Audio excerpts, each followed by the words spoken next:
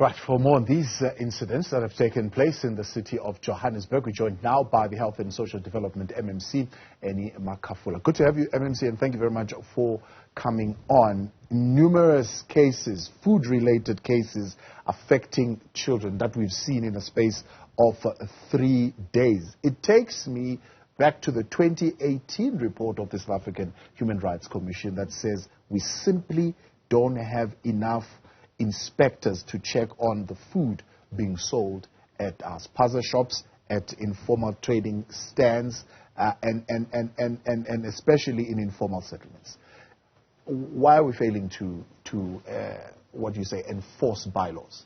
Good evening to yourself, Thabo. And let me first rather say the matter at hand now, we're looking at Soweto, and Soweto is an ongoing population as we're speaking. Currently, we're having over 3,600 spaza shops in the area of Soweto alone, which is Region D. And we're currently operating on about 61 environmental health care practitioners. 61? 61, yes. So it has dropped. It was 100 in 2018. Yes. Where have they gone? It has dropped, but there's a number of challenges. Some of them have got posts, higher posts, some of them have left the city. So we are having a serious challenge with regards to that, compared to the actually ongoing population that's increasing in the area of Soweto. We should be having more with regards to Soweto. I mean, you can imagine. In fact, the number says you need to have at least 320 health inspections to cover that kind of population. That's correct. That's correct. So the area we're talking about, that we're actually talking about today, is Ward 20 and Ward 21, which is your Naledi and Tladi. And you can imagine that those places alone, we have over 200 spaza shops, and with 61 environmental health practitioners, which actually have to go all around the area of Soweto. It's quite a challenge for them. But yeah, with the spaza shop, that's actually we're discussing currently. The health inspector that's actually in the area or currently supporting that area did the inspection at that specific spaza shop on the 25th of July. And nothing of extraordinary was actually found. And the spaza shop actually, they had applied for a health certificate from the city. Unfortunately, there were outstanding documents that we could not hand over to them. So yeah, they are in the process of how are these spaza shops then allowed to operate without having gone through these inspections, zoning rights and so on and so forth, so that the community is given the assurance that they comply? So with the issue of spaza shop, it's a difficult one, honestly, because remember, so the owners are the actually people who apply for the certificates. So you'll find that the owner, today, even if we close today, tomorrow someone else comes and rent the same place. So you need to always update the certificate. So for us to actually have a constant monitoring of that, it's actually a bit of a difficult thing, but the environmental health practitioners are doing their best to monitor that as constant as possible. Yeah. So what actually happens, because one of the other issues that has come up is that there's simply just no consequence. So nothing, for example, happens to manufacturers who sell expired goods or who alter expired dates. What happens? I wouldn't say nothing happens. I wouldn't agree with the statement. But remember, when we do health inspections, myself, I also joined the teams at some point. So when we do find that a spaza shop is not actually complying with the standards, we issue a notice for the first time. We issue a notice. The second time they come, they have to close the spaza shop. Then we do invite the law enforcement to help us with that, because ourselves we can't make the arrests. So we do normally go hand in hand with the JMPDs for the city of Johannesburg.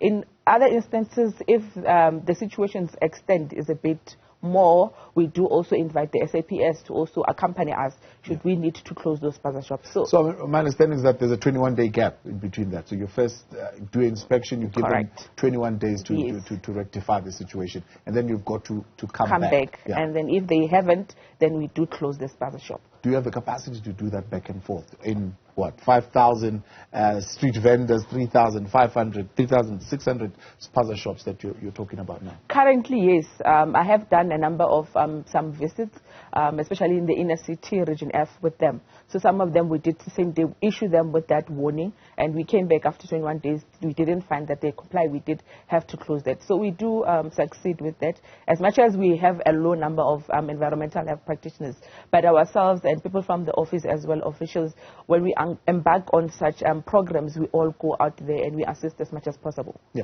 So for people at home, they would simply want to know, I mean, what is a sample of confiscated material do you think you see every month?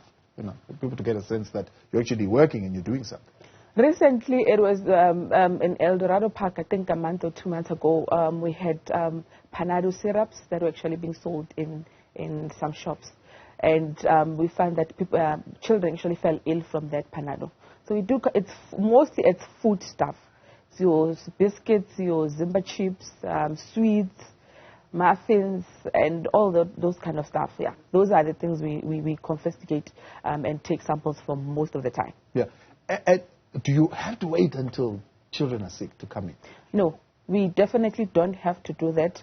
But unfortunately, like I said, as much as we do the inspections, but we don't cover all the area at once. So remember, we have to go, after 21 days, we go back. So the back and forth, remember, even after you do an inspection at a tuck shop, after 21 days, you have to go back to the same tuck shop. So it actually needs time.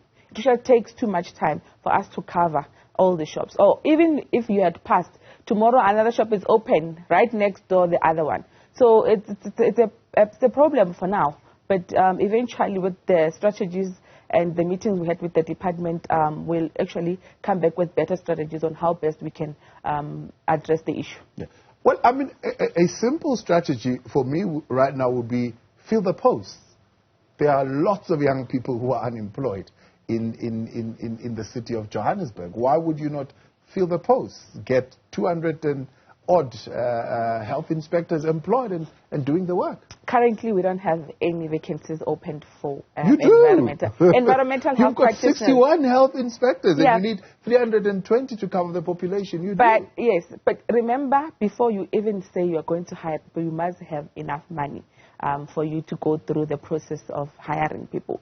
So currently, the health inspectors, what I mean, we don't have vacancies means for health inspectors, the number that we actually supposed to have for the current financial year, we've already exhausted that. But we're not sitting down and then folding our hands and doing nothing about it. Since we see this is a crisis and it needs serious attention, we are actually going to explore or even ask for during a budget adjustment for actually more money for us to be able to hire. We would like to hire a lot of environmental health practitioners because it's not only the shops. Remember, we also visit even the schools.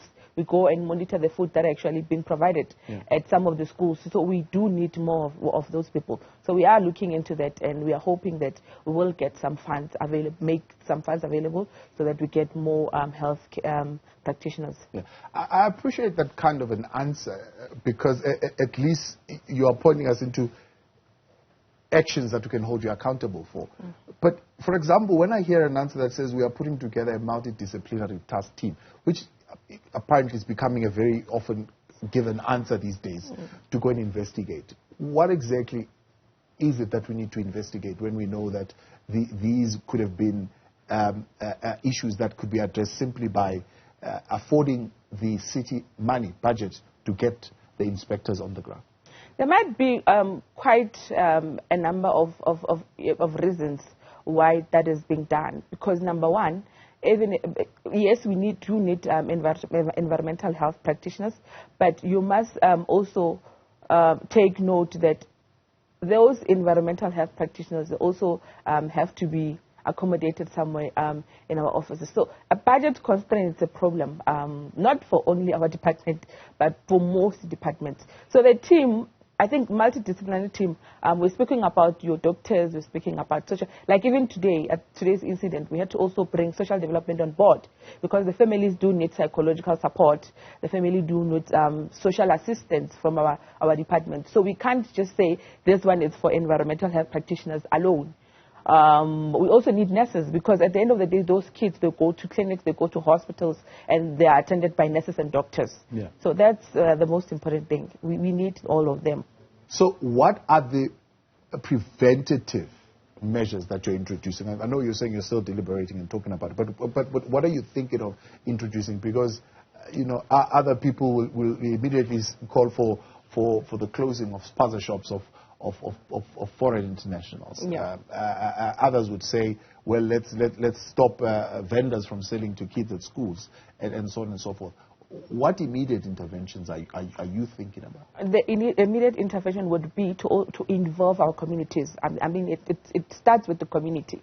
We are doing health education around the areas right now to educate the communities about what is it that to expect, how to report such an incident.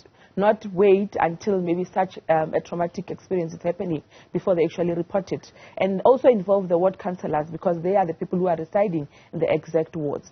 Report to us. If there's a new spaza shop, I mean, they are residing in the area, they are able to notice that. So we are looking into involving the community as well as the ward councillors, so that we better turn around the situation that we're currently finding ourselves in.